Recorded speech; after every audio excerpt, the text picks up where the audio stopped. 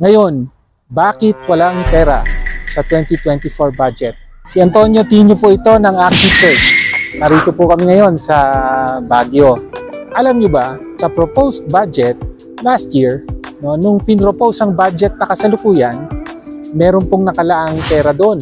89.9 billion pesos para sa compensation adjustment. Napakalaki nito.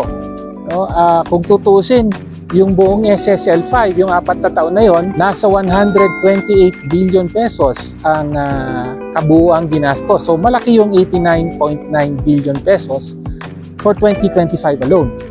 Pero ano nangyari dito?